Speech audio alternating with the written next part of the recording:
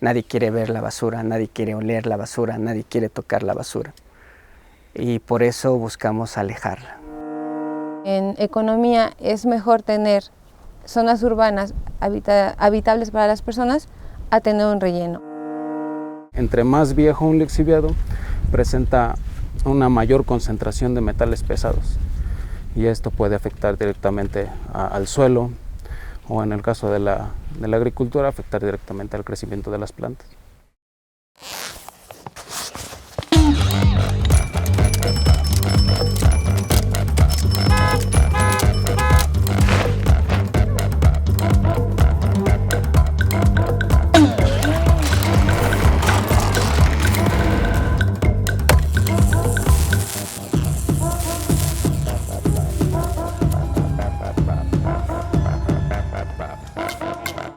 Sí, nos lo han repetido durante años y lo tenemos claro. Hay que poner la basura en su lugar. ¿Pero sí sabemos cuál es su lugar? Para la mayoría de nosotros su lugar es el bote de la basura. Es decir, ese tambo de color oscuro, de preferencia negro para que no llame mucho la atención, que escondemos lo más posible de la vista de todos, incluso de la nuestra. La basura no le gusta a nadie. Usamos las bolsas negras para depositar la basura porque no queremos ver lo que está ahí, lo que estamos desperdiciando. Los residuos siempre terminan siendo un problema que cuando se los llevan de nuestra casa ya no es nuestro, ¿no? Así pasa con el agua. Uno va al baño, le baja y adiós, yo ya no lo veo, para mí ya no es un problema. ¿Dónde termine? ¿Quién sabe? Esa empatía de hacia dónde mandamos nuestros residuos es lo que nos tiene en esta crisis ambiental actual. Nada más cierto. Cuando pensamos o imaginamos que algo ya no sirve, decidimos que eso es basura y lo alejamos. Pero eso que de inmediato nos repugna, que queremos tener lejos y apartamos de nuestra vista, ¿es realmente basura? ¿Sabemos lo que es basura? Porque nuestra concepción de basura ha ido cambiando al paso de los siglos. ¿Qué es hoy en día la basura? Habrá que diferenciar entre lo que es un residuo y lo que es basura. Un residuo es producto de una actividad de consumo, un material que sale sobrando.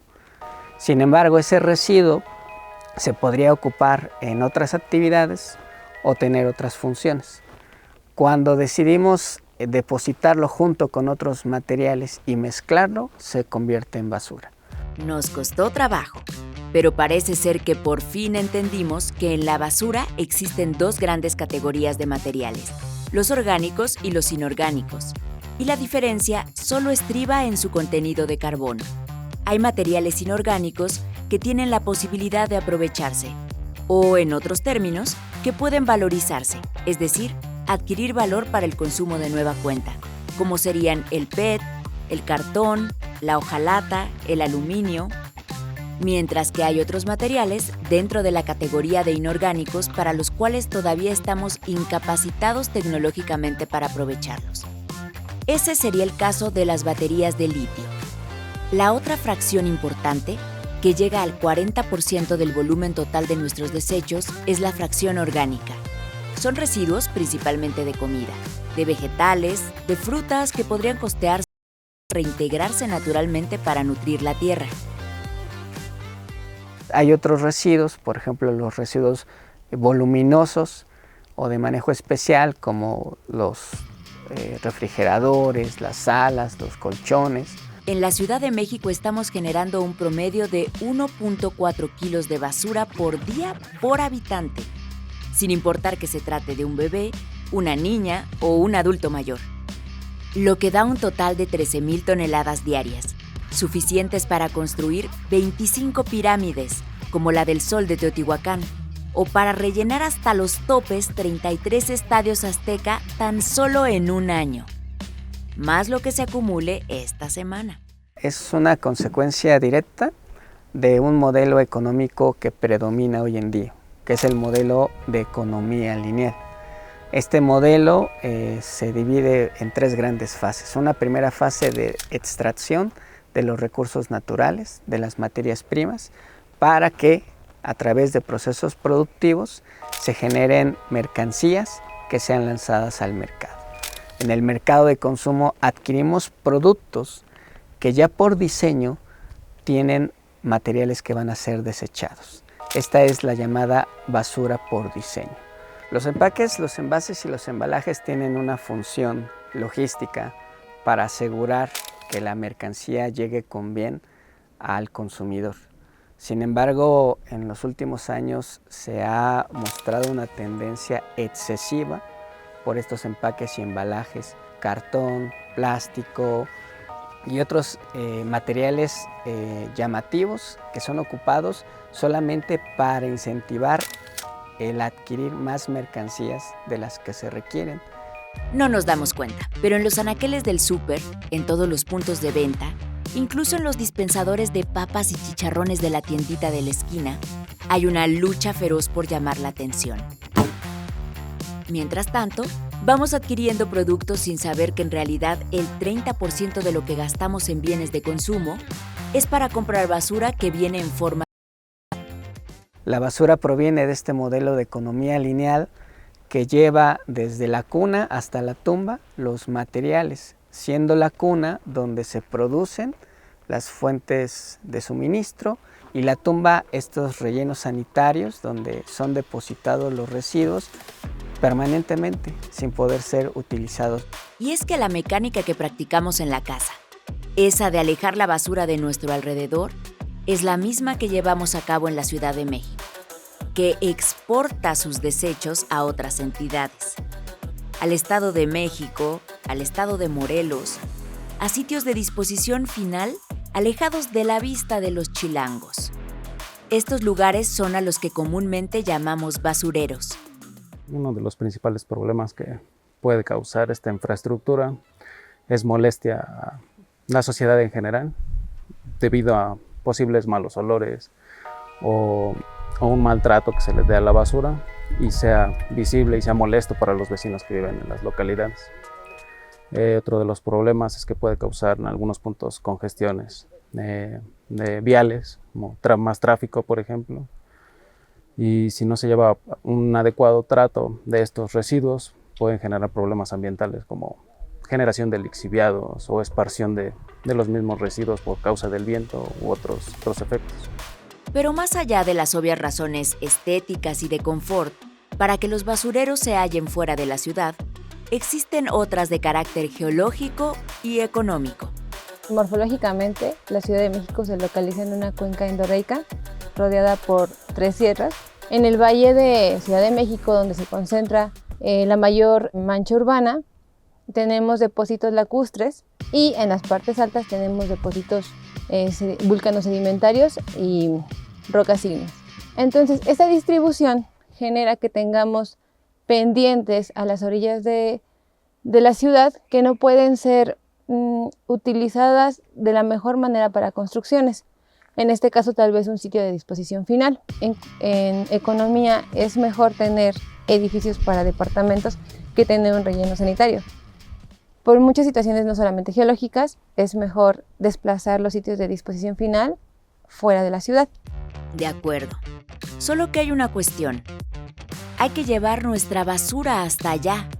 Una vez que se concluye la etapa de consumo, requerimos un bote de basura y esperar a que un recolector, ya sea público o privado, pase por estos residuos, y estos recolectores que pasan casa por casa van consolidando los residuos de los diferentes domicilios hasta que llegan a una zona de transferencia donde vamos a pasar a vehículos de mayor capacidad. Actualmente se tienen 12 zonas de transferencia en las 16 alcaldías de la Ciudad de México, las cuales son necesarias para poder pasar la basura a camiones, ya clasificándola, separando aquellos residuos que son aprovechables de aquellos que no lo son, y de esta manera poder llevarla a los sitios de disposición final, que en este caso se encuentran en la periferia de la Ciudad de México, siendo estos 6 sitios, ubicados en Ixtapaluca, Chicolvapan, Naucalpan, Cuautla Morelos y Cuautitlán Izcalli, respectivamente. Son alrededor de 2.500 vehículos que se encargan de mover la basura desde las fuentes de generación hasta los puntos de valorización o de disposición final. Sin embargo, una gestión inadecuada de la basura que tiene a miles de camiones recorriendo miles de kilómetros diariamente a lo largo de la ciudad, por rutas mal trazadas que pasan varias veces por la misma colonia, deteniéndose en cada esquina, tiene impactos al entorno. Uno de ellos es la congestión del tráfico y el incremento en la generación de gases de efecto invernadero, como el dióxido de carbono. Eso en cuanto a lo que es el movimiento como tal o la logística del residuo, pero también tenemos impactos directos al entorno. La descomposición de la materia orgánica contenida en la basura genera biogás, principalmente metano. El metano es un gas de efecto invernadero que es al menos 5 veces más impactante que el dióxido de carbono. ¿Cuál es un lugar adecuado para colocar un sitio de disposición final? Vaya, ¿un basurero? Algo que hay que tener en cuenta para poder ubicar adecuadamente un sitio de disposición final de residuos sólidos urbanos es que se ubique de acuerdo a la NOM 083 de la Semarnat 2013, donde nos dice que debe de estar alejado por lo menos a 500 metros de las localidades, conformadas por más de 2.500 habitantes. Esta norma hace mucho énfasis en cuerpos de agua, cuerpos naturales, corrientes permanentes, manantiales. También nosotros consideramos a los pozos de extracción de agua, a las zonas de recarga de acuíferos, también a las áreas naturales protegidas. También debe de estar a más de 13 kilómetros de los aeropuertos. Y en Ciudad de México sí tenemos áreas naturales protegidas, ¿no? Y debe de estar alejado de aquellas zonas que presenten fallas o fracturas geológicas para que no se presenten problemas cuando se esté llevando a cabo los trabajos dentro del sitio. Un sitio de disposición final debe contar con caminos de acceso exteriores e interiores, con cercas perimetrales para delimitar su área, con casetas de vigilancia para evitar que ingresen otro tipo de vehículos. También deben de contar con básculas para saber cuál es el ingreso diario, cuántas toneladas diarias ingresan al sitio.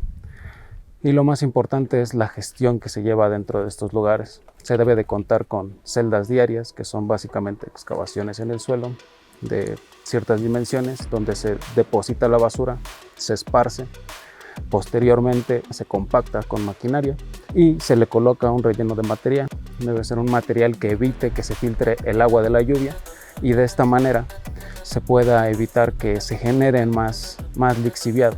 ¿Qué son los lixiviados? Estos ríos oscuros que se generan y fluyen por entre la basura. ¿Y por qué son tan peligrosos? Básicamente un lixiviado proviene de la descomposición de la basura. Este no se generaría si la basura estuviera bien compactada, que tuviera una adecuada cobertura.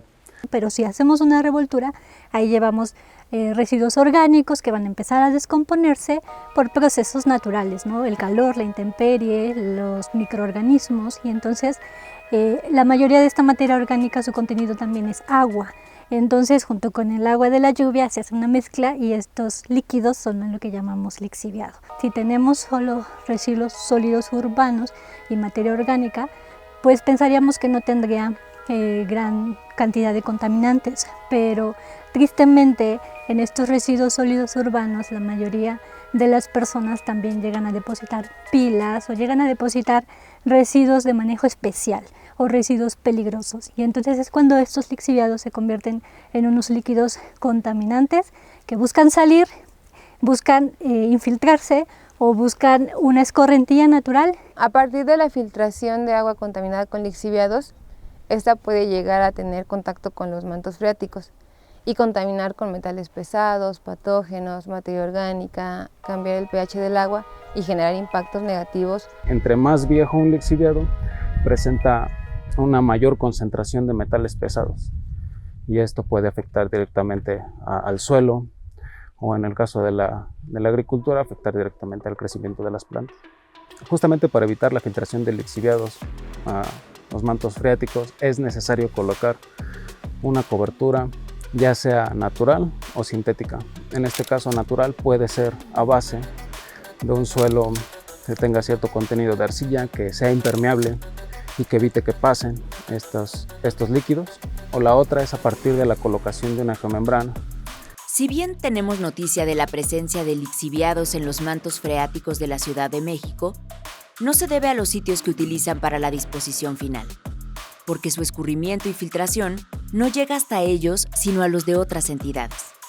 El problema de los lixiviados en la Ciudad de México no se ve reflejado en el agua de los acuíferos, porque estas aguas no están llegando hacia el acuífero de la Ciudad de México. O sea, los sitios de disposición final donde deposita la basura Ciudad de México están en Estado de México y pertenecen a otras cuencas. A los chilangos nos gusta barrer nuestra banqueta y echarle la basura al vecino de al lado. Podría ser un problema los tiraderos clandestinos, que ya hemos hablado que son pues miles de sitios de disposición final clandestinos en todo la Ciudad de México. Y como siempre sucede, lo clandestino prolifera y se vuelve un gran problema.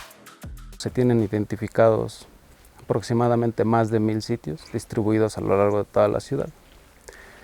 Estos sitios clandestinos es donde se acumula la basura en zonas donde no debería de estar.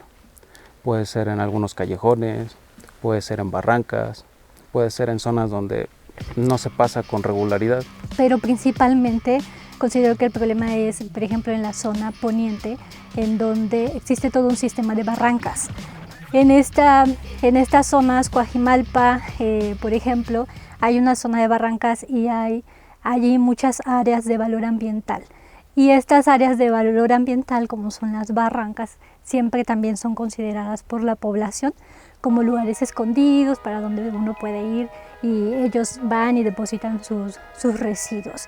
En Ciudad de México llueve al año más de 1000 milímetros de agua en el año y siempre estamos mirando y sabiendo de que estos eventos de lluvia torrenciales causan problemas de inundaciones en la ciudad, ¿no? Y que contraen diferentes problemas de movilidad y de vialidades. Y se considera que el 80% de estas inundaciones en la Ciudad de México son a causa de la basura mal dispuesta, del taponamiento de las coladeras, del taponamiento del sistema de drenaje de la ciudad.